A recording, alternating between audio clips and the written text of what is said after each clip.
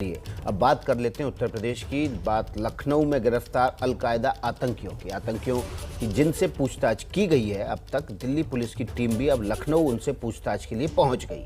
आतंकियों के इस मॉड्यूल से पूछताछ में कई चौंकाने वाले खुलासे हुए।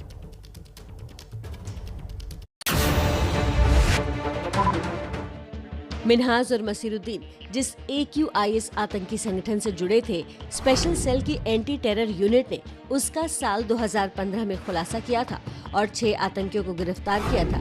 गिरफ्तार आतंकियों में 2 उत्तर प्रदेश के ही संभल जिले के रहने वाले थे और अब दिल्ली पुलिस की स्पेशल सेल मिन्हाज और मसीरुद्दीन से उनके आका उमर अल मंडी के बारे में जानकारी जुटाना चाहती है, क्योंकि इस शख्स का भी पश्चिमी यूपी से कनेक्शन है। अलकायदा इंडियन सब कॉन्टिनेंट का पहला प्रमुख आसिम उमर था, जो उत्तर प्रदेश के संभल का रहने वाला था। उसकी मौत 2019 में हुई। उसके बाद उमर अल मंदी ने AQIS की कमान संभाली, जो इस वक्त AQIS का सरगना है। लखनऊ में पकड़े गए आतंकी मिन्हाज और मसीरुद्दीन उमर अल मंदी के इशारे पर ही काम कर रहे थे। पाकिस्तान परस्त आतंकवादियों के साथ जुड़कर के कुछ लोग एक बहुत बड़ी घटना को अंजाम देना चाहते हैं। 15 अगस्त से पहले इन आतंकियों की गिरफ्तारी सुरक्षा एजेंसियों के लिए बड़ी कामयाबी है। जांच एजेंसियां अब इनके साथियों की तलाश कर रही हैं।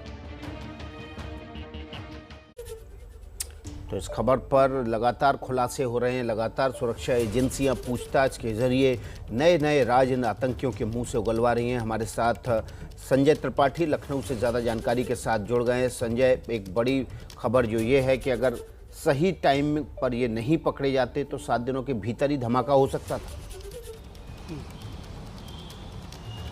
बिल्कुल, तैयारी तो कुछ इसी तरह की थी विकास। और आपको बताऊं, मिन्हाज और मसीरुद्दीन की जो गिरफ्तारी हुई है, ये न केवल उत्तर प्रदेश बल्कि देश के लिए भी काफ़ी इससे जुड़ी हुई जानकारियां मिल रही। किस तरह से न केवल अलकायदा के जो इंडियन सब कॉन्टिनेंट मॉड्यूल था, बल्कि गजवातुल हिंद किस तरह से पूरे देश में अपनी गतिविधियों को बढ़ा रहा था। इस तरह की तमाम खुलासे हो रहे हैं और इसी को लेकर के देश की जो सुरक्षा एजेंसियां हैं, NIA हैं, रॉ हैं, IB हैं, ये पूछताछ के लिए आज लखनऊ में आई हुई हैं।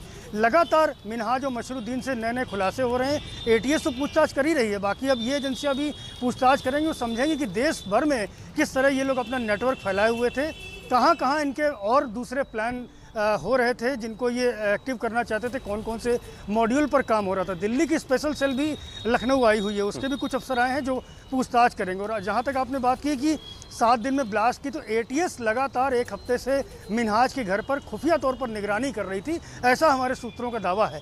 उन्होंने ये बताया कि मिन्हाज देर रात अपनी मोटरसाइकिल निकाल करके जाता था और कई घंटे बाद वापस लौटता था।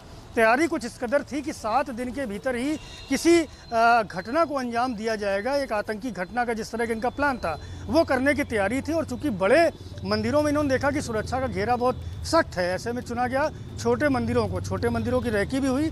लखनऊ का जो सेतु हनुमान मंदिर है, जहाँ मंगलवार को खासतौर पर खासी भीड़ होती है, वो जगह इन्होंने चुनी थी। ये ATS सूत्रों का दावा है और ऐसे खुलासे इन दोनों से पूछताछ में हुए हैं। चूँकि मिन्हाज की खुद की ई-रिक्शा बैटरी की एजेंसी है, तो प्लान ये था कि ई-रिक्शा में ही इस कुकर बम को फिट करके और मंदिर के बाहर ब्लास्ट किया जाएगा, जिसमें बड़ी संख्या में लोगों की जान थी। तो कुल मिलाकर के मकसद इनका साफ था, बहुत जल्द से जल्द एक बड़ी आतंकी साजिश को अंजाम देने की इनकी कोशिश थी। और 7 दिनों के भीतर ही अगर एजेंसियां इनको नहीं पकड़ती तो 7 दिनों के भीतर बड़ी घटना को अंजाम दे सकते थे। बहुत बहुत शुक्रिया संजय त्रिपाठी आपका इस ज़्यादा जानकारी के लिए।